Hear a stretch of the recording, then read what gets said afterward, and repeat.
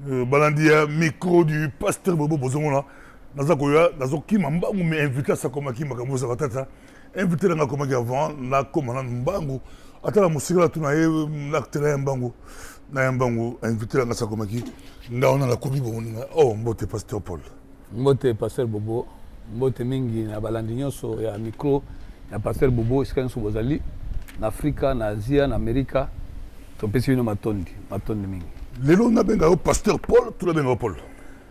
Bon, nakanisi que connotation to titre eza pena na rôle moko makasi te. Soko benga ya ta frère ko malamu. Donc pour na ngai eza pena na litoma makasi te mais oyo eza malamu ezali message to kopesa. Le benga au frère, yo boy obila bengo ata frère mais Tokyo otiki nzambe. Mama nzambe otiki nzambe peza osa de kolasi otiki. Voilà. Otiki nzambe. Otsinga mutuna kitoko passer Bobo matondo epai na yo. Nzambe tout d'abord comme moi soto bitu analyser ngo pesa biso moi molai pour koyeba tout d'abord origine ya weba comme nzambe. Passer Bobo na vanda ki lokola moto nyonso moni nzambe apesi biso bongo apesi biso mayele pe makanisi. Na vanda ki lokola moto nyonso avandaka ndenge pe bakoko na biso bakanisaka. Ndenge ngai pe na mituni motuna. Na banzi non ta na vandi lokola moto nyonso abanzaka na vandi na mituni nde bakoko na biso mituna ka motuna. Po nzambe bato pe ba mituna ka motuna po ba nzambe azana ndenge ni bayaki na mokili bakumi na mokili ndenge nini kile za créer. Yango moni bakoko na biso bagina likanisi moko balobi nzambe tango akili bato akili biloko nyonso asisi kokela nzambe akena ye. Yango wana babenga nzambe za invisible. Bakoko na biso bayebaki nzambe za invisible amona asote. Mais ce qu'on nzambe sala ndenge nini akabola eteni na bonzambe na ye na kati ya moto nyonso na bikela mo nyonso ya sala ezala ba fleur ezala ba nyama ezala ba végétaux ezala ba minéraux nzambe akabola kozalisa na ye na kati ya pasteur Paul ton frère Paul c'est une introduction dans tout le monde maman l'introduction voilà parce que Bozo Azam très connu on a représenté pasteur Paul Chibangu très connu Azam Toye Bani Makasi un grand prédicateur à Salaba séminaire à Salaba le côté hôtel en Nimarlangaï côté prédication à Touanga Nandi Makaye la côté prédication c'est l'un des meilleurs prédicateurs en Europe mais tout le monde a tongo boto qui bazo benga biso partout MPB TV mutunayo penza mutunayo atiki nae makambo ya nzambe atiki nzambe ya on a bandie na ngo penza tilo bazo benga bile bazo lela ngala out en Allemagne batu bile bazo rouler la penza bazo rouler là tout ça la nini tout côté ba jeûner prière pour te récupérer pasteur Paul il est très respecté mais on comprend dans le lot un peu bon on la biso mo klimo mba c'est yo ko sala biso na prédication au séminaire au théâtre danser au tout peu pardon. Oh, ok oh mutuna merci mingi passer matondo mingi passer Bobo na ko senga pardon pour na likamuni c'est vrai que eza lokola ko na ko sanga boyebi tango yebi ça so passe c'est vrai que makambo lobi na teyaki 40 ans passer Bobo nga na yo toza bato asikalelo te toyebi mosala oyo c'est vrai que ngai pe etungisa mpe ngai mais ezali na koluka koyeba eza na kati ya koluka koyeba omona kati ya koluka koyeba nde toye kodécouvrir na ye komona ke non nazalaki mpe na mwa libungi mpona nini po nzela oyo nazalaki kokende ndenge nayebisaki yo liboso na bike ifale nayeba nanu tout d'abord biso bato est ce que baye kolakisa biso nzambe na mopaya to bakoko na biso mpe bayebaka nzambe mona est ce que motuna ewuti passer Bobo est ce que moto na mokili ifo balakisa ye nzambe to moto abotama deja na koyeba nzambe na kati ya bomwene parce que nzambe atia eteni ya bonzambe na ye kati ya moto nyonso passer Bobo eteni ya nzambe yango moni nzambe aza invisible mais amonanaka epai na yo na fleur oyo tozomona nsima na banyama nde tomonaka présence ya nzambe yango moni alobaki ke aza omniscient omnipotent c'est-à-dire que aza na kati na yo aza na kati na nga aza na kati na biso nyonso bakoko na biso mpe baluka bayeba nzambe balinga bayeba origine na bango bakuta wapi yango moni bakoko na biso ntango balobi ke nzambe akeli mokili nzambe amonanaka te passer Bobo nzambe amonanaka te na nokati bango baloba moke mais bola posa tiki aloba na nokati bango moke po tokende neti débat te nzambe abengi yo osali nzambe lokola biso nyonso oteyi osali bango ebele osali bango motu o pasteur akosala yosalanga osala tout baséminaire bacampagne osala tout surtout parce que déclic ezalaki nini leo nesalaki déclic pas ozokende na sens oyo na autoroute pose la sens oyo okutaki nguma liboso okutaki nyoka liboso ozola mutuka la moto okomela bo c'est quoi le déclic? Voilà déclic wana ezali omoni eza kwa moto azoke na mutuka ase retrouver liboso abima mais nzoni azokende molai boye eza suka te bondeni te nazonga nano pourtant mosusu nzali azokende azobunga déclic ezali c'est-à-dire motuna pasteur Bobo ya komona multiplication ya boyebi nzambe ya Afrique tout d'abord africain bazosambela mingi africain partout soki mokanda oyo bayelaki biso biblia parce que faut que mokanda nyonso ezalaka auteur ntango azokoma yango il y a l'esprit de l'auteur à l'intérieur il y a aussi l'énergie de l'écrivain à l'intérieur ça veut dire que énergie na yo na bwanya na yo otie na kati ya mokanda ekoki koaffecte mpe bato bazotanga yango mokanda ya magie ekoaffecte na nini po moto akomi yango akomi makambo ya soloka na kati soki otangi yango okomi na soloka. Ça veut dire si la Bible était réellement un livre inspiré par Dieu, la Bible inspiré, na monoko ya nzambe, ça veut dire que lolenge ya bato bazo simba Biblia, il faut baza na lolenge ya nzambe. Mais ce côté bato so simba Biblia. La guerre en Irlande, c'est l'église. Irlande du Nord, il y a bien on a Irlande du Nord. Irlande du Nord, parce que bunda catholique na protestant bazo bunda, mais basimba même Bible. Toyo kozonga, totelisko ba liwo ezosama na États-Unis sika ba bato bazoko te chaque jour ba église ya ba méga church etondi mais liwo eza na porte nango chaque jour des milliers de morts toke na Nigeria ba église ebele na Nigeria mais bato okufa na Nigeria chaque seconde je crois il y a 3 ou 4 morts na Nigeria chaque seconde toyoke na Congo Kinshasa oya biso Congo ya biso kosambela tina ba kwenyonso mais kokufa bazokufa na Kivu na Kivu na Bunya na ba place nyonso wana bato ba makile ko tanga na Congo chaque jour. Mais si l'auteur de ces livres était inspiré et nzambe mutapemi yango ça veut dire que maloba ya nzambe eza maloba otango zo affecter bato bazoboma bato parfois des pasteurs pasteur la tienne moto poison bazo simba Biblia moto moso ko sanga ko Biblia eza na kamutete parce que livre ezelina auteur bazo kuma Bible wana atindi pe amana ina kati ya Bible wana pe énergie na eza na kati ya Bible wana. Ça veut dire que ce qu'on moni biso tozo bomana tozo fingana tozo sala nyonso c'est que l'auteur de ces livres ce n'était pas le créateur.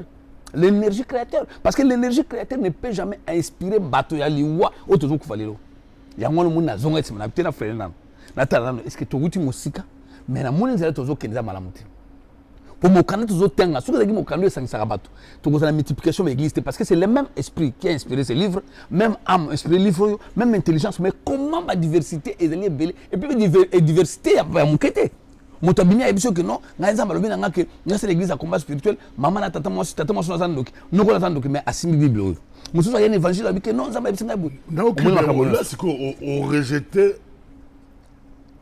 à qui la faute ba guerre ba trouble ba nini ba église plus impliquée et ça bateau to nzambe yango question à autour pour balobi que yo rejeté nzambe dete parce que bateau bazokufa yo lobi que moto donc c'est nzambe ngo azate aza impuissant nzambe ngo aza impuissant bato bala pasi bato bala nzala natanga livre moko ya moninga ya il n'y a rien de nouveau sous le soleil natanga livre moko on le rappelle ce livre là moko ya ami ya Billy Graham comme il templement sur ami ya Billy Graham ba jeune évangile ba on tout ba jeune évangéliste quand il a se retrouvé na biso to ba nzambe ba jeune na pasteur Paul. Des années plus tard, il y a mais des années plus tard, mon gars Billy Graham, monsieur Sona atiki Mamazambe. Atiki Mamazambe, mais l'argument est ça. Les arguments sont ça. Si Dieu était là, il y a athée. Mais il y a des gens athée, croyants. Il y a des gens qui sont pourquoi tu vas faire la Somalie, si Dieu. Voilà. Osimi motuna kitoko. Osimi motuna kitoko pasteur Bobo. Oza croyant. Voilà. Yoga ngai. Ngana za croyante, mais ngana zali spiritualiste. Ça veut dire que ngai croyante athée. T'es naza tete. Na spiritualiste. Na spiritualisme. Non. Dieu. Dieu existe. Ah donc Nzamba zali. Nzamba zali. Oza tete. Mokeli azali. Pasteur Bobo. Mokeli azali sikoyo oyebi sikoyo kute omeminga pena place na komema pour comprendre ya ona biso mokeli azawapi yeyo yo ndoza mokeli nzamba zakati na yo bobo nzamba zakati na ngai bobo nzambe aza kati na bikelamu nyonso mpona ngai te yango nayebisa yo omoni sikoyo différence na ngai na bandeko mosusu ezali ke bazocroire mais ngai ezali croire te dans la carte ya spiritualité on n'enseigne pas la croyance c'est les petits enfants c'est les c'est croire même si tu ne vois pas yango omoni bandeko na biso bazobaka nzambe akosala bazocroire mais sikoyo est ce que depuis babanda koloba nzambe akosala asali nini c'est parce qu'ils ne croient pas qu'ils ne savent pas que eux-mêmes bazali banzambe il faut changer la nature ya makambo ezobeba babongisa place oyo bango bazali mokeli bango bazoluka aza wapi mokeli aza liboso na bango mokeli ye c'est-à-dire nzambe atia eteni na bokizalisi na ye na kati ya moto nyonso peut-être bato bazozala nzambe na likolo nzambe aza likolo wapi afandi place nini parce que moko alobaki soki olingi ndeko na yo te olingi ngai nzambe te il a bien expliqué mais sikoyo biso bato tozali kosalela nzambe c'est que so tocomprendre notre principe primordial te ya koyeba ke nzambe azali nani Dieu c'est de l'énergie de l'énergie spiritualisme tokela ngo sikoyo on s'identifie comme spiritualiste biso ba chrétien ba Kristo ndako ya nzambe dimanche ou samedi ça dépend ya ba religion mais tokenda ndako bapesa ndako moko benga ndako ya nzambe na dara kuna te mo batela ya biso ke ndako ya nzambe za motema na batela ya biso bato mpe des autres religions babouddha bamusulman bamosqué na bango bayuda batabernacle na bango bino baspiritualiste bino bokendaka boza na place mo bokendaka bino ezaka ndenge mardi mercredi dimanche bosomela nzambe biso tozocroire que l'énergie primordiale qui est Dieu le créateur de toutes choses l'univers parce que nzambe aza énergie na botuna o passer bobo comment on identifie l'énergie? Est-ce que c'est mon énergie? Tout le temps, est-ce que c'est mon énergie? Mais mon énergie, tant moins de pays, on comprend que c'est l'énergie qui a fait que la lumière puisse être là. C'est-à-dire que yo, vous allez éteindre ensemble. Vous allez éteindre ensemble. Tu as besoin de nous na place monter pour tout le cas pour nzamba za na biso non. Dieu est avec nous partout. Ezananda kunayo, ezananzela. Donc c'est-à-dire que nzambe aza esika nyonso. On a besoin de koluka ndako mo wala. On a besoin de poser un sabato. On a des manipulations. Parce que kuna ba ke manipuler bongo ya moto parce que bongo fait pas passer bobo que bongo ezali eloko ya monene ya moto ya. Soki moto a perdre bongo na ye, azo réfléchir souté, azo raisonner souté, c'est fini cet homme, c'était mort. Parce que moto il faut kanisa. Moto il faut réfléchir. Moto il faut mituna motuna. Pasteur bobo olobi na ngai malamu ba bouddhiste batona pe ba mituna nga motuna nzamba zapi les prophètes na bango aye ayesi bango ke non tala nzambe mokeli aza boye na boye nde babandi kokende kuna kosambela ba chrétien balobi ke non Christ ayaki pour asikola biso ba musulman pe baye moto na moto aza na lolenge na ye oyo azali kondimela nzambe yo ndimi ke bakoko na biso bazali na moto te yo ndimi ke bakoko na biso bazaka moto te il fallait tozalaka 14e siècle pour moto aye biso ke non nzambe azalaka. C'est la révolution papa nanga yango nde sali ke ngana se révolter pona mona ke biloko nyonso utaka libanda yango nde tondimaka les africains ils sont soit bouddhistes soit musulmans soit hindouistes soit chrétiens mais ils ne sont pas eux-mêmes biso ba Biso na passer au la table lunette pour ozo pasteur pour le bien pour abado dribbler biso makabo nazana yo isa matata bomuli to la pasteur Paul Chibango ou Paul Chibango beaucoup ça yo bengo spiritualiste mais sont beaucoup eza beaucoup côté beaucoup moni beaucoup peut-être dans lingala surtout lingala to bake ezali nzamba beaucoup côté bon et loko ni osko ko définir nzamba beaucoup parce que bilanga tozo solo tozo discuter nzamba beaucoup ça non parce que beaucoup spiritualisme c'est français voilà c'est beaucoup la biso moto ya liamo beaucoup non on va beaucoup na biso ba nzambe papa bakoko na biso ba nzambe so yo sambela nzambe la bongo non na zongeli sadi ke so ngala ko sambela kotanga bakoko na ngai pour que obi ntango yo tanga ata moso nzambe la Abraham ngala kotanga nzambe bakoko na ngai mais les koko na ngai méritant c'est-à-dire bakoko balaki na nzela bolonga pourquoi ngala ko benga Abraham pour azaki koko na ngai te so na bingo koko na ngai na sendo na sema pourquoi balaki biso ke bakoko na so babandoki pourquoi biso futo mona bakoko na so bandoki to benga bakoko bato mozo pour Abraham azaki koko na ngai te Jacob akoko na ngai te Isaou aza kokona besoin comprendre que yango na biso ke bakoko na biso baza kosambela ndenge nini voilà bakoko na biso yo landi bango yo benga spiritualité yo landi bango tango bakoko na biso bazaki mundela ya après voilà mundela ya yango na vraiment mundela ya bakoko na biso baza kosambela ndenge nini voilà le discours Léopold par le bagué bola sa bango nzambe te pour pas bien voilà Léopold alobango mais surtout tozongi avant Léopold avant mundela ya baza kosambela ndenge nini et quelle est la différence entre Nzambe baza kosambela na Nzambe yo kosambela lelo voilà différence entre christianisme na makambo wana nyonso bakoko na biso nini c'est-à-dire le respect de la nature au moins lelo okumubanga okumo respecter nyama koko na biso ina bazaki na respect nyama yango bakoko na biso baza kokata nzete pa pamba te so bakena Nzamba babumi nyama oyo ezali essentiel mpona kolia bakoko na biso bayebaki Nzambe aza na bikelamu nyonso bazaki na respect makasi bazaki na besoin église te mais bazaki na besoin ya tradition na bango c'est quoi ya omone pa baluba bazaki kozwa mwasa moninga te kosala eloko mabe te makambo avant bamindele baya bakoko na biso bayeke bakozwa mwasa motu te bakoko na biso bayeke koboma motu eza mabe bazali kopiniri motu asali mabe bapiniri bapesi etungu na kati ya mboka bata mosusu bato mosusu bazali kobengana bango na kati ya mboka bakende parce que bazali inutile yango moni azalaki na unité et amour était terrible na kati ya mitema na bango c'est-à-dire qu'ils étaient tellement yango moni mbe bitumba bakoka kolonga bango te parce que bazalaki na bomoko bayebaka ke Nzambe azali te boke na église tango soko parce que wana bazo vider esprit na biso bazo vider bongo na biso soko vide bango église électe bazo ko reconnaître Nzambe te bazo reconnaître Nzambe ko sambela ningo bateke kokende kokota na kati ya église ko beta babolongo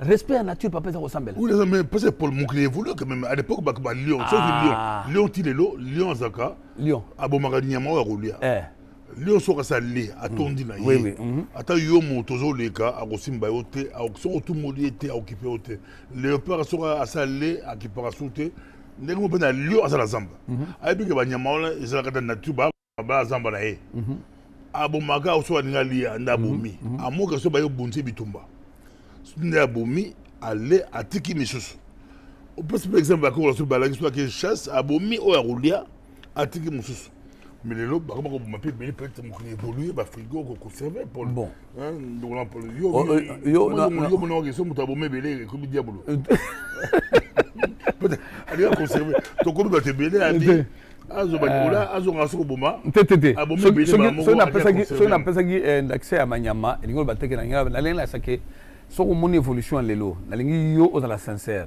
so mon évolution à l'élo multiplication de l'église l'amour existe-t-il entre les humains ou non multiplication de l'église la connaissance a-t-il augmenté ou non la multiplication de l'église les peuples ont-ils évolué ou bien ils ont reculé ya on a lingi ozala sincère na kotala koyeba Nzambe mingi ya bato koyeba Nzambe entre guillemets o bato toyebi lelo na bato bayiba ikala lengo tozako vivre kala soki lelo balobi atu na moto avivaka na 1950 ou bien 1900 ou bien tozwaka 1800 oyo bazalaki nanu ntango mondele ayekutana na bango te est ce que na vie comme na vie ya lelo asincarna ye na vie ya lelo so batuni na vie ya kala na vie ya lelo je crois que bachoisi vie ya kala parce que kuna amour le grand débat a dit que dans les religions lobi ba chrétien balobi que il faut passer par Yesu pour obixema ba catholique ba pesa baptême ba ya boba ya kibebe ba évangélique ya kibokolo ba kabola ba mosu na piscine ba mosu na fleuve il faut ndima Yesu ba musulman ba bi il faut ndima maobe so ndima maobe okota lola sans problème batna batu balobi mais yo lobi spirituel yo lobi beaucoup donc pour la beaucoup na biso paradis la ngolo na na beaucoup na biso ce que passer bobo vous avez besoin de mutu moi guider biso pour de la sauver moto nyonso tout soit respecter ba loi parce que na expliquer le moko na Égypte ya kala na kozonga parce que bandeko bebe ba tozonga toujours na passé non le passé c'est ça qui fait que nous puissions vivre dans le présent et projeter l'avenir parce que surtout on a passé toi peuple quel est ce peuple qui n'a pas de passé toi on a passé mais bobo na retourna yo depuis mokili banda il y a combien de milliards d'années Yesu ayeko yakaka na l'an 1 ou batangi l'an 1 pour abiksa mokili mokili ya kobiksa wana eza mokili oya lelo ya kala to ya avant kala parce que tu as vu que il y a eu des civilisations c'est comme mokeli ya bato akeli mais azeli ba civilisation eleki belé ayeko sauver kaka civilisation oyo et à sauver bango na nini la question que je pose na linga question na ngapi na mituna motuna wana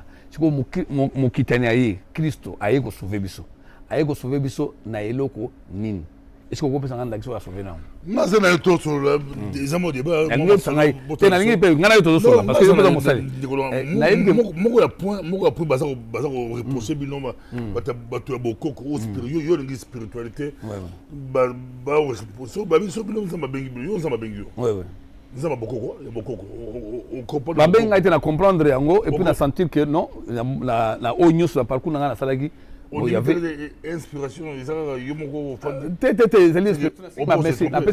Merci pas parce que bangonde basunginga pour comprendre nzela o nazali pe nazonga nzela nazonga moi makazima dictature on a bien besoin lango ça monter besoin mingi dictature besoin lango dike so yo ndimi yango bana moko ozi moi sina yo olongo de ba église ozi bana na yo olongo lombe ole ko kende yo moko nanu moi si peut à comprendre bino bo imposaka yo ki moi ça landi bana ba landi bana moko dimanche boy moi c'est église tout moi souhaité so ba etenga za pasteur Paul dans une église nanga na tikedi moi si à diriger l'église moko yo pas comprendre beaucoup ko landi non yo ki beza ozi moi si bana tout boki na bokoko bon. Pourquoi ça n'a pas beaucoup de automatiquement la famille. Bon, na yebité peut-être pour la mosusu et ça mi bongo, mais pas na c'est le contraire. Yo ibi ngai très bien. Yo za pena moningo to koli depuis au moins au moins caractère na ngai. Na za moto mo impose à battre le côté. Ya ngono monitango nga na tiki ko kamba église. Et ça na moi na moko na église azo kamba lelo yo azo kina musika. Je n'ai jamais dit que to kanga église, non. Parce que moto nyonso to na bongo passer bobo.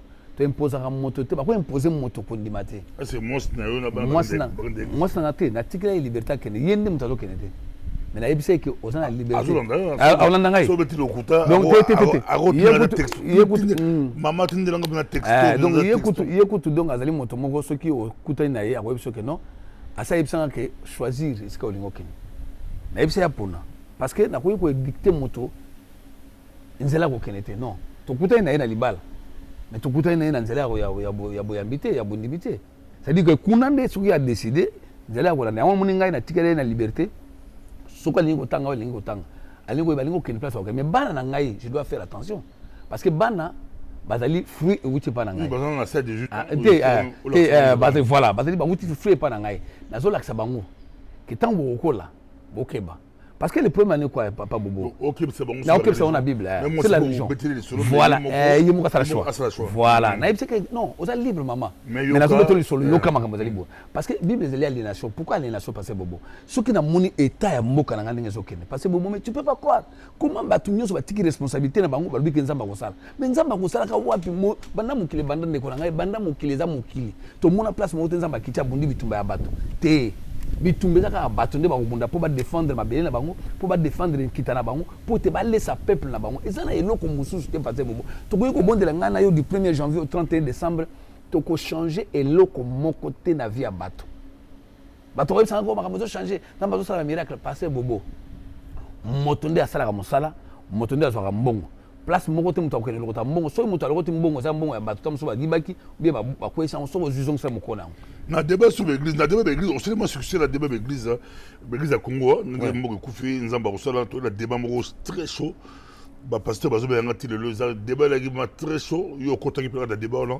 mais bato ba sepela gino makasi na débat on bato ba sepela gino makasi na débat on pour yo obenge ko bimisa que mboka ko bonga te na mabondeli mboka moko te bonga na mabondeli yo bengi yango eza ma escroquerie eza lokuta mboka ko bonga na mabondeli te mboka mais ba mboka peut te mi passer pour yo mi la poto ba base spiritualité ba ma base spiritualité ah oui yo boy abiso siko yo boy notre spiritualité besoin de même ndele.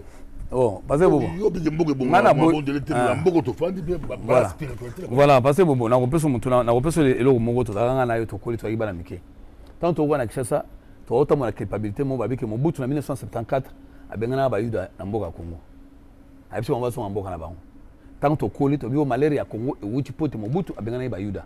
Abina bango baso mboka na bango to koli na malaria. Voilà, mo butu avec le choix clair. Aponi voilà tant liwa ya Saddam El Sadat. Siko bato so aponi to koli na eloko wana. Que po mo butu abengana ba yuda yango na biso malere na Congo tango na ye na Allemagne yango banzele zate voilà il fallait que Tshisekedi azongisa bayuda mais tango nga na ye na Allemagne voilà tout ça pardon je me rappelle moi j'étais aussi en Israël merci beaucoup parce que cette théorie wana olobi eloko to sambela pe Israël to sambela ki to sambela ba pardon na bayuda to yambana na bango na bayuda ya théorie mo zala za avant Tshisekedi voilà siko base bobonga na ina comme l'Allemagne yo voilà ki na ngala mboka na tali mboka oyo l'Allemagne a tué 6 millions de juifs abomi a benganité mais abomi mais l'Allemagne est parmi les premiers pays le plus riche de l'Europe c'est le premier pays industrialisé de l'Europe si on a mis tout la vanda na mutu na question na yelanga e belinga biso to bengani bango to zu malédiction mais Allemagne a bomi 6 millions a bomi ko to ya mundu kité ma tie bango na fumba baza ko zika bazo mona passe mais nzamba lobaki na Abraham ke mutu ko pambola na pambola modiri na ko modiri ba génération na si ko biso to zali modi po to bengana bango ozu pour bien passer pour la silicité yo na zo silicité si ko oyo ba bomaki bango ba pambola mi ko leka bato ba bengana bango donc mais pour la question ba pambola pour Allemagne wana za écraser Allemagne ba nazi ba Hitler ba écraser bango ba sila ba kufa Allemagne oyo bénéficier Allemagne collaborer dans balobi ke bana Allemagne pambola Israël passer Allemagne qui dirige aujourd'hui passer bobo depuis Hitler a des collaborateurs qui ont collaboré avec Israël des collaborateurs qui ont collaboré avec l'Amérique passer bobo Allemagne oyo maudit ça Israël passer Paul combien de générations fallait 1000 génération 4 ou 5 générations et la maudite kaka tango bango balongwe wana ba leader wana ba kolomba ba ki ba yambani na Israël ba leader oyo pambola biso aussi logique wana mais basa ba na bango te biso siko bon logique na biso meto bon siko biso to pambola Mobutu akende Kabila ye il faut pas le dire la logique on faut pas le dire non c'est pas tout congolais en mode Israël t'es na bien bon siko bien ouais bénédiction parce qu'il faut pas ça geste bon là bon on dit logique à pasteur pour la biso bon la lobi boye biso to bengana to boma motote mais biso to zaliki ils allaient le côté ali biloko ya lokuta biloko on est ça n'existe pas biloko on est lokuta fondé sur bato moko balingaki bazwa hégémonie likolo ya bato yango ba créer le wana pour te bangisa mabota nyonso mokili bakana ko sambela kanzambe na bango bakena yepa na bango na tourisme c'est faux Congolais qui est tourisme na mboka na yo que notre esika kimbango botama que notre esika bande kimpa vita zika kimoto kende na mboka na on peut savoir raison na pour na Allemagne par exemple on peut savoir raison parce que l'Allemagne nazie est par terre ils a écrasé l'Allemagne nazie non l'Allemagne nazie c'est celle qui a fait des Allemagne qui collabore avec l'Amérique qui collabore avec Israël Pasteur Bobo l'Allemagne qui a fait la fierté pour ba comme l'industrie makasson c'était autant d'Hitler étant de Hitler de batonga banda ko moni wana ba biloko so ba kraza bango te ba kraza Hitler na batuna mais bato batonga Allemagne c'est que nous venons à Allemagne yo venons à Allemagne ba so que Hitler so ki mboko Allemagne comme ninga sana c'est Hitler qui a fait ça c'est Hitler qui a construit l'Allemagne l'industrie de l'Allemagne c'est Hitler Hitler nous a bâti ça l'industrie de l'Allemagne les Allemands ne sont que venus pour faire au bateau ça lelo mais Hitler nous a passé en fierté Hitler na ba je fais un peu bon je fais tous on va ce qu'on a l'église du Congo tous on a beaucoup quoi on trouve entre parenthèses au fait moi c'est qu'est-ce que tu reproches réellement à l'église en direct voilà et là on a reproché à l'église et là on a reproché à l'église c'était comme si bango pe bazo participer à malheur na base voilà ngala ba d'accord là on te d'accord là tamuke ba ko yiko za ngo d'accord parce que passer bobo ba ko za d'accord na ngaite parce que loko ezo kata so ba katcho musuna munoko o sepela te so na bi que église na biso ba politicien non na bi bo passer ba participer na nini parce que ba endormir peuple ba longoli peuple pouvoir na ya ko sala musala ya ko bâtir on ne bâtit pas les pays dans la parole papa bobo non na ko bâtir politicien za nani politicien de muto ko pesa nzela biso peuple tolandi mais peuple on a union dans l'église peuple la masse est dans l'église parce que masse on a quatre églises au kangi bango 40 jours à jeûne au kangi bango 40 jours à prière au kangi bango jeûne et bandaka lundi mais tout ça on le fait pas pour sauver ba âme mais bazo sala ngo parce que bazo tala makabu il faut qu'on ta lundi qu'on ta mardi qu'on ta mercredi qu'on ta jeudi non pas pour aider l'église mais pour aider le pasteur pour qu'il devienne fort parce que ba yebi que so za na mbongo za makasi les gens ba passer baza koni les lois ba comment respecter wana Congo c'est parce que baza na mbongo ebele osomona mais pas pasteur ba yebanité ba nana respecter bango C'est-à-dire que l'argent fait la force. Parce qu'il y a une nature, il y a que les credos de ce monde, ça veut dire que quand tu as l'argent, tu es respecté. Alors pour moi, il faut multiplier ma camoine, non pas pour recevoir ma âme. Mais c'est tout simplement pour te s'enrichir, comme un homme fort dans la Mboka. Pourquoi pas participer à la destruction de Mboka? Quand vous voyez sur un avenir, vous avez 25 églises. Baton na zoto Mboka na makele. Baton Mboka na musique. Baton Mboka la koyemba, baton so ba non. Ce qui nzambe tembele Mboka ekufa so ko sambele tembele. Vous racontez n'importe quoi. Vous racontez n'importe quoi. Ce n'est pas parce que tu as un Mboka ekufa, Mboka c'est okufa. Et là on est à malonga za tombola kuna. Baton batambola na taxi bazo créer embouteillage, ce sont des frères en Christ. L'homme est dimanche pour l'église. Mais au moment où il y a un zéla, il a raison. Parce que Bobo, ces livres-là n'aident pas le peuple congolais. Ce livre-là, il y a un esprit ensemble, mais les changements mon thème congolais. Mais tant que le peuple ne change pas, c'est que l'esprit de ces livres-là n'est pas un esprit qui a été inspiré par Dieu. On rejeté la Bible. On a rejeté la Bible. La Bible, on rejeté. Parce qu'il n'y a pas. Dans la Bible, que livre, tout d'abord, c'est un livre écrit par des humains. D'ailleurs, l'auteur même du Ancien Testament, ça l'a répété. L'auteur n'existe pas, c'est un auteur inconnu. Parce qu'il y a Boya Gobima, en tant qu'auteur, parce qu'il va porter plein de bâtons sous, dans ma comment. Parce qu'il n'écrit pas, il y a la culture, il y a le peuple, il y a la Bible. Il y a un auteur à la raté. Moïse a comment, mais c'est faux. Moïse n'a jamais écrit la Bible. Celui Moïse a comment la Bible, parce qu'il y a une montagne à Kenaï, à Koufi à Kenaï. Donc ça veut dire que l'auteur a comment la Bible à Yébaki. Et puis, il est très intelligent. Ba savant juif très intelligent na ba romain o ba kuma bible ba ça que nyon so poté ba cacher sur certaines vérités on a dit que livre wana ils ont contenir et loko o ko sauver mototé parce que ceux qui mototé qui na quatre esprit à livre wana et qui nous a même inspiré qui ont passé Bobo, les Congolais devraient être des hommes les plus heureux et plus pleins d'amour. Mais t'as la haine dans la Kataba Congolais. L'église multiplie la haine. On a rejeté la Bible. On a rejeté, oui. Tokyo. On a dit que Bamboka va se développer. Bamboka va se développer la Nine. Na Moussala. Na aux États-Unis. Na Moussala. Na Moussala. C'est-à-dire que voilà, la science. Dubaï, rappelle-toi. Chine, Russie. Avant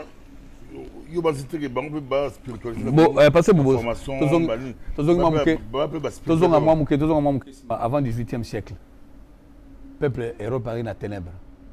Il y a tout ça. Et l'église dominait à cette époque-là. Oui, bien, on dit ça, dans le 16e siècle, le 17e siècle.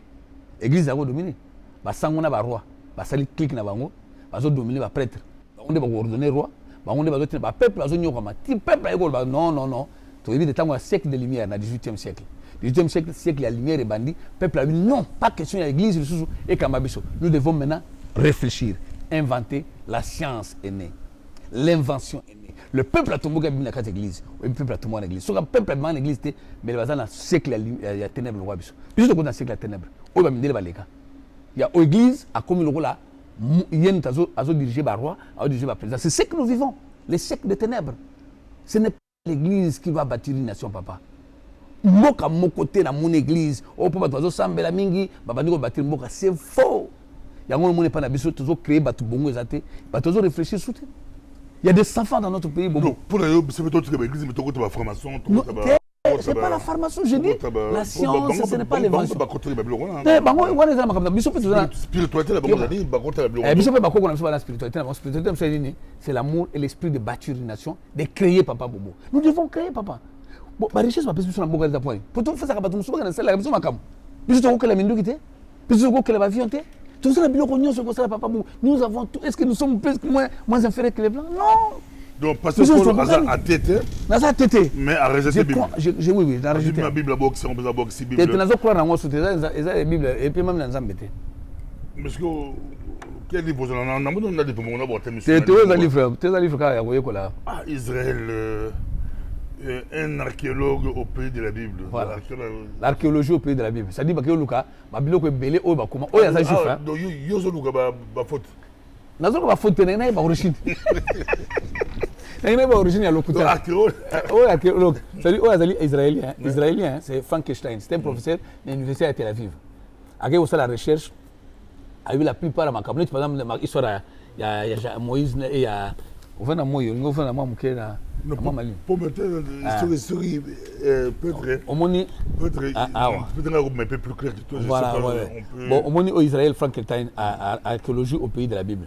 akaya keluka esika Salomon atonga ndako amona ndako ya Salomon c'est un juif hein alors que Salomon c'était un chef de clan soit chef de tribu même David avec chef de tribu biloko nyonso ba yela biso que Moïse David a construit des palais de grands ça n'a jamais existé parce que l'archéologie nous prouve des choses il y a on peut prouver l'histoire de Akhenaton il a trouvé ba pharaon akala Kenan en Égypte tu verras tout il y a pas de cachet mais si on avait construit un palais somptueux ne ba que Salomon agena ndako agena mayele koleka mukili mobimba on fallait l'archéologie il y a ba juif ba on va trouver ba juif faut ba trouver on va dire que ce n'était qu'un chef de village un chef de clan parce que là-bas dans l'endroit où ba marquer temple ba marquer ndako ya Salomon ba coûter le côté ba coûter ndako ba brique ya mike okuna Israël ngala kinete na que ayo que déjà c'est bon okuta be barkelo ki bele ba démoto be beto baza ba talo baza ba juif ba juif ils ont créé au monde juif barkelo ki bele non ba américain ba juif qu'est-ce que ba baza ba juif ba financer ba on parle ba juif mon juif pas créer histoire yo ndimi ya muto yo tete nandimi yo ndimi ya bani ndimi te ba mo ba juif te yo pende ko ba barkelo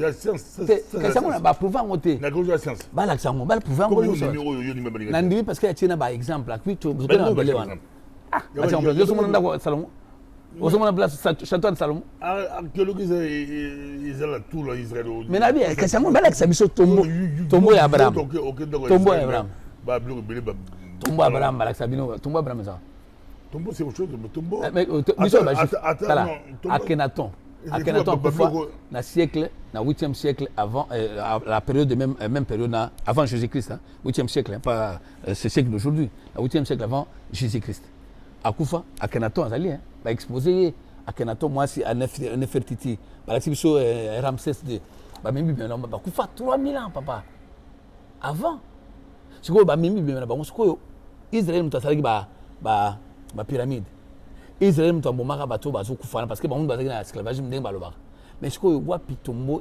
ya Joseph là c'est tombo ya Joseph ezala parce que Joseph fallait bambomeye parce que akufana ba période wana ba Akhenaton est là tu as vu comment on a transporté Ramsès ba na la France ko exposé na Nefertiti sa femme et Bembezali. Mais papa, nous avons de preuves na misu na biso. Mais moto ya kufaka taki première parce que même esclave.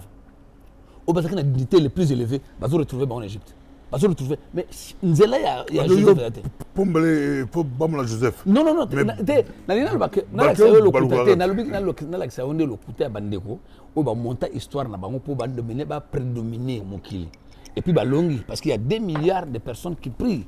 On nous a montré que 2 milliards de personnes bazobondela ngai omoni likambo ya Jésus et ça na moi inquiétude moké par exemple les à croire parce que pour bato kufa belé bato kufa belé même l'archéologie ngo et puis limité bato kufa belé limbisanga na binde ba période oyo ezali ba période de histoire oyo marqué Joseph a été au temps de Ramsès Joseph a konza na temps de Ramsès tu comprends c'est-à-dire que c'est période oyo moto azaki élevé na dignité mais bazo kuta bimbe bango papa bazo mona bimbe ba bimbe même na ba serviteur ya bato bakufa bazo sala bango ba ADN lelo il y a rien de caché là c'est pas l'église ça c'est la science non ngala kay kuna la science de comme c'est beau auto développer sur le science c'est que tout le monde est moko parmi ba corona moko ya Joseph on dit mais yo registre ba la fait ba ça ba ADN on dit attends c'est ba ADN on dit oui pour na monde qui on dit archéologue oyo rejeter ba azaka ye mokote tanga pe ba ninga oyo il faut tanga ba pour na ba contre c'est vrai on a raison chrétien ba bali ba c'est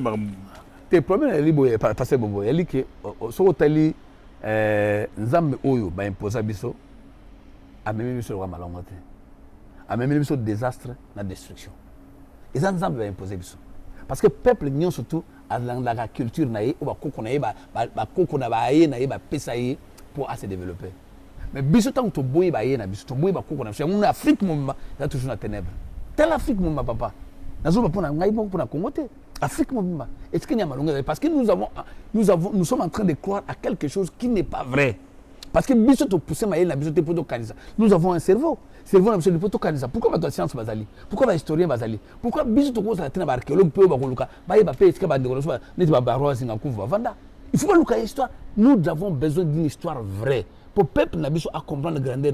Le peuple ne grandit que lorsqu'il connaît son histoire et c'est à ce moment-là qu'il va avoir la fierté de développer et de devenir comme ses aïeux. Pourtant, il y a le temple de Salomon, mais ce qui est l'Israël, le grand temple, c'est le même endroit de le temple, Gaïa, le temple de Jésus. temple, mais ça se voit, c'est vraiment temple de guerre. Ici, il y a des mosquées là-bas. Des mosquées là-bas. Des mosquées là-bas. N'est-ce qu'il y a un temple de guerre là? Et ça se voit. Ça se voit. Oui, moi j'étais à Golgotha, dans mon Golgotha. Peuple n'y a pas bon problème, mais il était passé bobo. On connaît la Golgotha, mais dans le bina, il est 2000 ans avant, 2000 ans, Jésus-Christ a pas sauvé Bissot. A sauvé Bissot, on a posé une question à Nini. Tu as sauvé Nini? On a les doctrines chrétiennes. Non, mais il est venu pour nous sauver. Oui. Il nous sauver en quoi? On a toute la doctrine chrétienne. Il y a un gars qui a sauvé Bissot. Concernant la confusion nationale. Oui, pour la chrétienne, tu es sauvé. Tu es sauvé. Péché. Ah, mon Dieu. Péché original. Non, tout ça, c'est des concepts.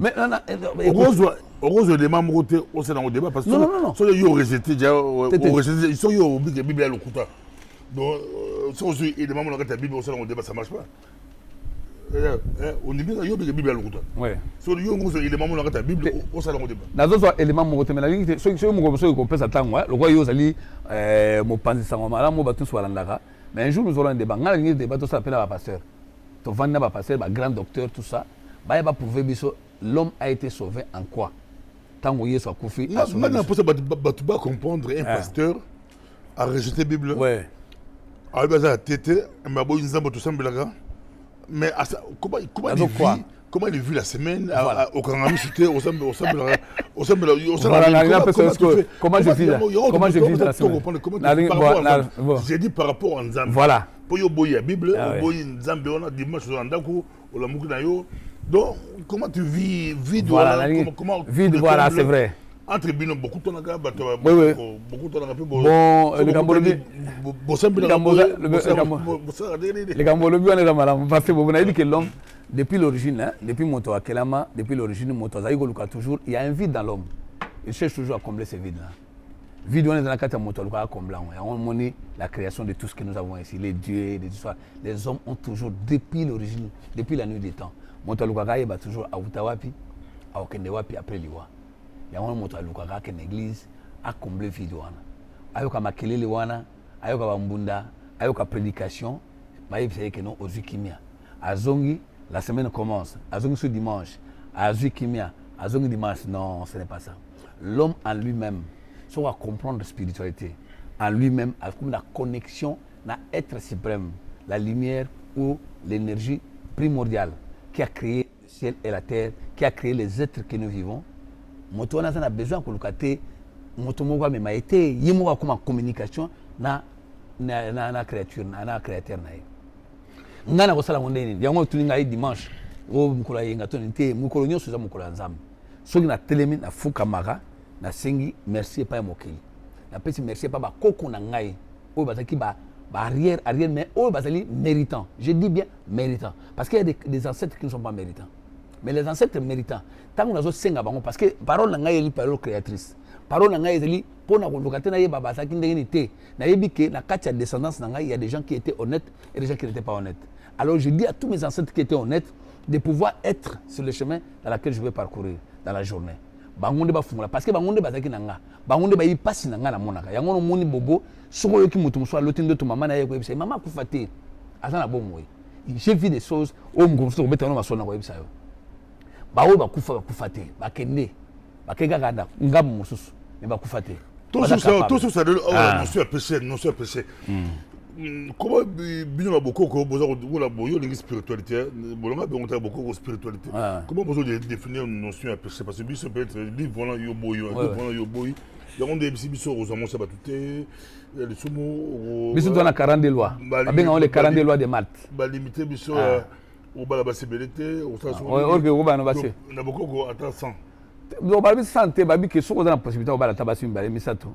Zagayo. Ah beaucoup. On dit que ça va très bien. Na ndenge tout le monde va passer bazo yengi ba. Soit il na battu une balle, mais ça tout. Mais baza calme. Pourquoi bazo que nous contre la basse battu ma balle? Pourquoi bazo so bana battu micro? Parce que batondité. Baza na posa ko se satisfaire. Mais bazo ça on se ko bomba. Or so baza qui na ndenge ba ko na chose. C'était des gens civilisés, des gens qui se respectaient et qui respectaient les femmes. D'ailleurs biso yengi na pouvoir matriarcat. bakoko na biso bazalaki mateka yango basi bazalaki kosala mingi yango moni y avait des reines femmes parce que toyaki na respect ya mwasi tobebisi respect ya mwasi à partir ya baeuropéen parce que les européens bango mpona bango mwasi na mobali bazali na égalité mwasi na mobali bakozala yango mobali lelo oyo akosala boye parce que baeuropéen siko bakomaki kolula biso culture na biso ntango bayekuta babourgeois na biso basi misato mine bamuna ngo mabe ale bayeli bango biloko wana nyonso babombarde bango non bible elobi soko obali mwasi mosusu oke na moto tout ça banotion na papa eli banotion ya bomoto Dieu ne peut pas créer les hommes et enfin en même temps créer notion de péché, comment tu bon, notion de péché, tout d'abord le péché c'est quoi? Il faut donner un principe, tout d'abord le péché c'est quoi? Qu'est-ce que tu appelles péché? Et ça, je suis bien à péché, mais pas tout le monde sait à péché. Notion de péché, elle est une notion vague. Parce que bon, Nzamba Zamokili, à quel Bible, la Bible, il dit que quand Dieu créa toutes choses, il dit que tout est parfait. Nzamba Kili. Aux les Bibles. Ah, merci beaucoup. Des débats aux les Bibles. Tantôt à demi, tantôt plus tôt, tu vas expliquer pourquoi. On a rejeté la Bible étant un livre inspiré. Mais c'est un livre écrit par des humains qui ont aussi des choses qui sont la culture, comment la carte, il peut m'accompagner.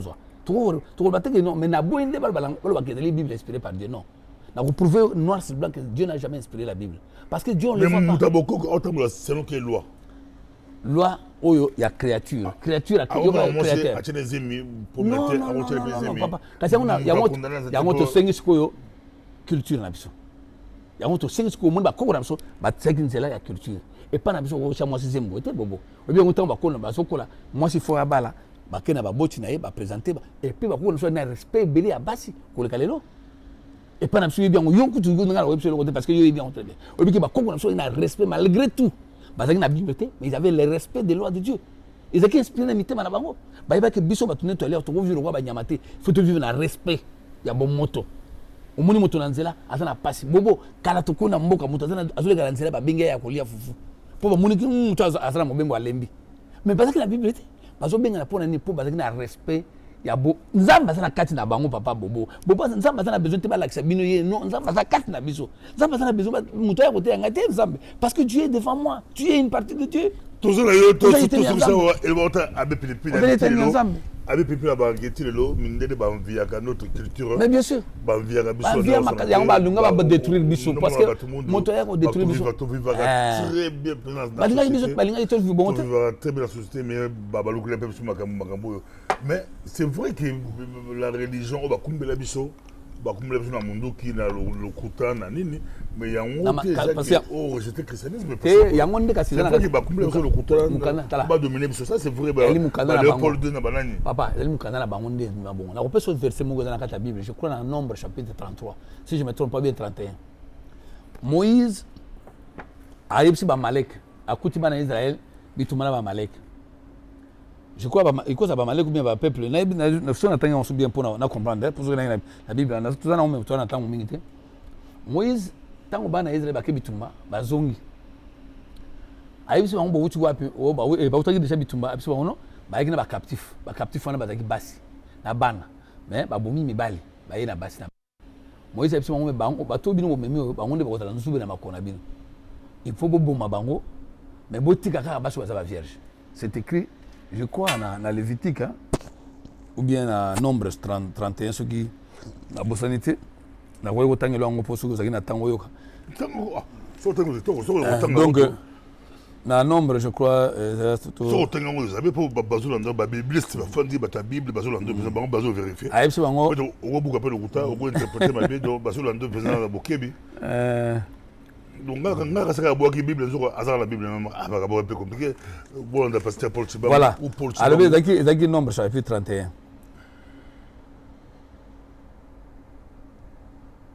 31 bakana obuna contre ba manjanite bona autant verset ya obana bon so de temps moment to bana ka na verset 7 bon to bana 1 ils pour na sunabsu et l'Éternel parla à Moïse disant exécutez la vengeance des fils d'Israël sur les mandianites ensuite tu seras recueilli vers tes peuples. Et Moïse parla au peuple disant équipez d'entre vous des hommes pour l'armée afin qu'ils marchent contre Mandia pour exécuter la vengeance de l'Éternel sur Mandia. Vous enverrez à l'armée 1000 hommes par tribu et toutes les tribus d'Israël.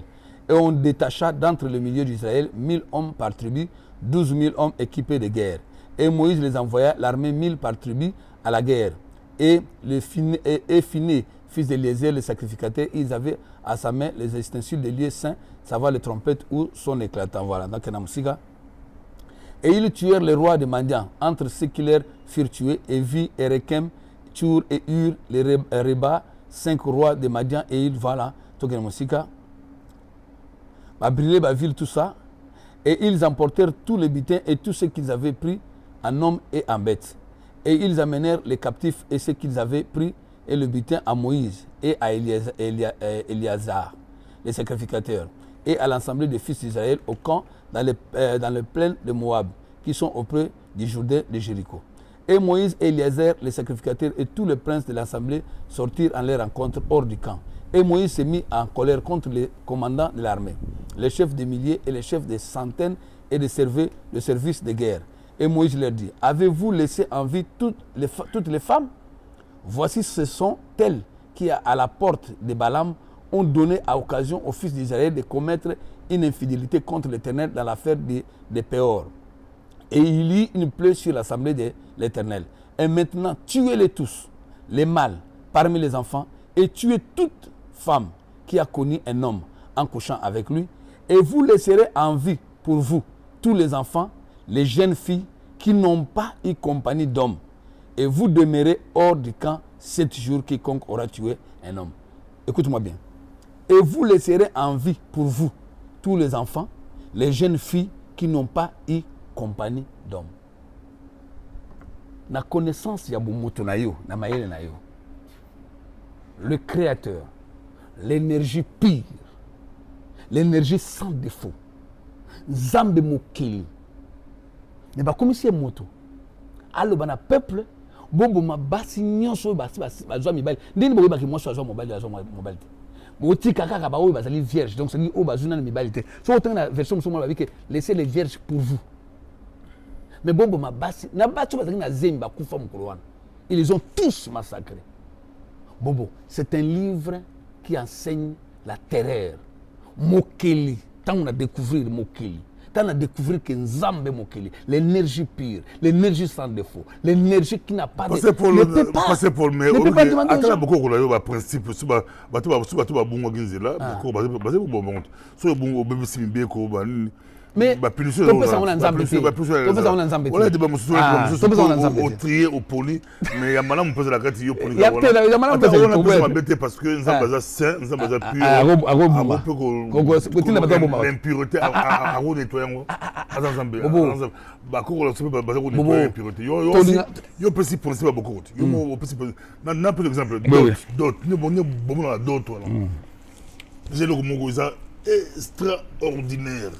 Nzambe ba cadeau Nzamba malamu Nzamba malamu Nzamba azala bokoko Nzamba ba Nzamba pena wana Nzamba malamu ke bon la cérémonie à dot c'est l'un des plus beaux cadeaux oyo histoire africaine principation beaucoup merci beaucoup donc le mot qui évolue ba sali makambo ya ndenge na ndenge ba sala ya bongo civil son mariage civil muniato beaucoup de rapport à mutumo ya bibinote mutumo état civil boye ozuka fui bokena pas état civil au témoin moi le ruta basali mais biso bokoko la biso il est qui même mariage on va bien mariage religieux pour la aux d'accord là makasa odimaki il est qui mariage église oui l'église musika d'ailleurs coup tu as fait ça yango balonga mariage église ba confusion papa mariage église elle nango ba cérémonie moko ya bato okeno moi bisoko c'est-à-dire que nous yango mona lobi que faut tout la peine beaucoup la mission à toi le loba tout ba monde magé mariage coutumier soki moyen zalaki ya moko ya ba mariage les plus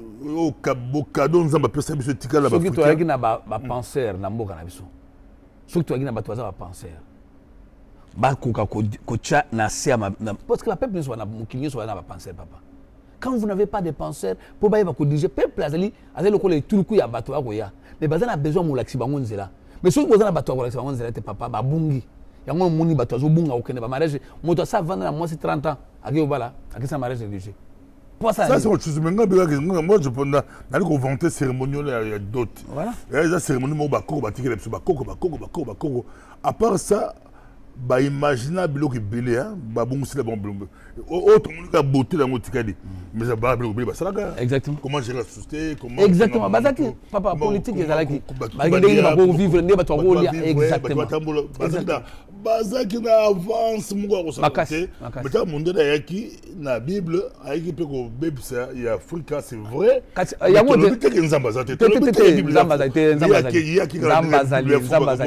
nzamba merci beaucoup parce que Paul bazolando da banda ko bafandi bazolanda bato bakina ba église ti lelo bato bele bafandi banda ko bazolanda mais tango zali boya dans ce message mo osukisa wa bi yo solo bagé ezala yo boyina ba mboka ezala mboka moko te oyo leki baninga to linga pe mboka la biso to linga pe oui mboka nyonso batonga ngo papa mboka oyo ezali bote omoni mboka yo ko linga omoni mboka yo linga biso tozania ba koko nyonso bagina nzambe ya ba indo ya mindele parce que ba nyonso nzambe ya Afrika nzambe ya Congo ya Afrika ya Afrika po ezali Afrika ezali tuluku ya biso nyonso ba nzambe ya Afrika ya Afrika ya Congo ya Congo ala kate nzambe ya Afrika momba azali c'est-à-dire que ba prophète ya Afrika bazali ya ba indo voilà poso yango moni biso to bakake o monta nzambe okela so otangi bible tamba bin nzambe zakele moto agina 4 les 4 êtres vivants avec les 4 races donc et puis nzambe zakaya moto tango lobiki créons l'homme à notre image ba binga on a kata bible ya ba hébreu ba benga ngo so au livre la so interprétant non kasi pona lo na l'action que non makamu mingi ezali moni livre la so au boxon mais livre la so on analyse parce que bobo na boyi yango nde balo bakeza livre ezali inspiré par Dieu non c'est pas un livre sacré c'est un livre écrit par les hommes de science les historiens les grands hommes même sa vérité il y a 4 races 4 vierres non la connaissance papa connaissance c'est là qui est connaissance elle est passée bobo tu as la connaissance tu peux inventer des choses que les gens peuvent suivre aujourd'hui tu as la tête parce que bobo tu as na mitu to tiende mutu na biso na musala et réfléchir ngai lokolo aussi c'est mission to ngato ke musikate po minute ngonga ezali oui lancer message bazo tala yo bato bakenda ba église bato bazo ya mbona nyonso na wasena na pasteur aminate ate nazali atete non atete aboki bible oui na lobi te na lobi aboki si bible mais azaba verser la carte o se pela ngo na o se pela ngo te ya compliqué bakabo c'est bon moni ngai na su bible lokolo ya livre nyonso na otanga livre yango lokola ba livre nyonso to nazotanga atilo otanga yango mais pour nazo ba argument na wala sebino ke na episode ke no makambo ezaba yo fule ko ya polu olu ka bitim ke na ka sa boxe o ça dit que ngana tanga yango na zala ngo ke se na ngo na ba version nyonso ba version 70 ba ni tout ça pour na ça ke no munu mukanda na ego trouble biso yango ne kabuni mabala ya bato et puis que no mo so mobala na za ba pour abala yote ata deuxième bureau na yo basi ya bato bakoma tola lelo ebele ba deuxième bureau balongoli bango na mabala bakomi so bango basi ya ndumba la biblia on a beaucoup la yo faut bato baza basi misatu mine mais la koko na ngezi mabete koko na ngamba akina basi misatu mine mine ya na problème afana kimi na kata mboka akona so basi ndumba officiel ora ko ni wiba na butu bakanga bakomi ko ngaba passer au point pour le coso wana bazana posa ko bala mais ba ko bala te point pour mukanda wana epsi bango ko mekate so ko meko ke na lifel vous comprenez ceux qui bazongi na nzela boko kona biso bazongi na nzambe mokili qui ne parle pas aux humains alors bagati nzambe alobana na batote moto makambo so botoyela ka Dieu m'a parlé tout ça c'est faux Dieu n'a jamais parlé aux humains parce que Dieu ne peut pas parler et se contredire ya komona moto bimi yo nzambe utolo bananga na likunja moto tshisekedi akufa nzambe alobina ngake fayulu akozwa biloko nyonso wana ezali pamba ba président to ba ndeko na biso ba ndeko sala politique botika botia matoyi na bino ba prophète wana mais c'est vrai qu'il y a des gens qui prédisaient l'avenir. Ça existe dans le monde entier. Bazali. Mais ba vrai bateau, au bateau na don ya nzambe. Mais quand le bateau qui est nzambe autour de la bouteille alelo, alors il a beauté. Tout ça c'est faux. L'homme peut recevoir un songe, motoko reçoit vision. Yango te lobi na weke nzambe autour de yo. Yango lobi te nzambe lobi na yo. Parce que zaki pona wana yango ndezo boma mokili alelo. Na kosenga na bolimi na bande gonyo so peut-être na beti libaku. Na tango zo mona ngai na bilingi. No pasteur boye tout ça donc ba musuku to traiter ngalo kwa démon na pesi bino oui ba bengo démon oui ba bengo démon ba bi mutu na sa komi na asimba science occulte ba bi au côté beaucoup aussi mi science occulte voilà non parce que quand on n'a pas au moins soki oyebelo musutu au moins ko yo sala ngoza solo au moins so yo mokili musutu ko mokili suke pa na yo mokili zo kende tika mutu na yo sala ouvert laisse l'espace il y a débat il y a ko découvrir balobi te soko découvrir faut landaka non tango découvrir likambo oluka oyeba synthèse histoire nango po yeba solo nango za wapi ngai na sali examen na ngai ya conscience c'est par âme et conscience moto atinda ngate je fus pasteur pendant 30 ans et 40 ans comme croyant nandimaki nazaki na foi nandeko na ngai ya vandia to koli esika moko na bolenga na biso à 17 ans nous sommes venus na kati ya foi chrétienne mais na yo mona ke balinga tozala sincère soki vraiment tolongoli parti pris tozala sincère église ememi eloko nini de plus na mboka na biso Congo parce que awa tokomolo ba makambo teli Congo qu'est-ce que l'église a apporté de plus soki bozala yango bolakisa ngai bobenga ngai soki naza na erreur na kondimela bino mais église ememi eloko ya sika na kati ya Congo te mais détruire mboka et détruire mboka parce que mosala oyo ekomi facile moto alali na ntongo alamuki ake akomi pasteur bato ya science bazali suste bahistorien bazali suste moto oyo akokanisa po meme bato liboso bazali suste bato nyonso bato toyebaka baprofesseur bakomi bapasteur parce que amoniki nzela ya pasteur nde esika kozwa offrande mais offrande wana ezali korakle te bato bozali kobotola bato mbongo bozali kozwa mbongo mais pourquoi bapasteur bakoki eloko nini ya sika bamemi mpona kotombola mboka parce que kotombola mboka ezali komultiplie baéglise te la multiplication d'église yango nde komema mboka na biso liboso te tovanda mpe tokanisa baninga tolinga mboka na biso bandeko mboka ezali kokufa chaque jour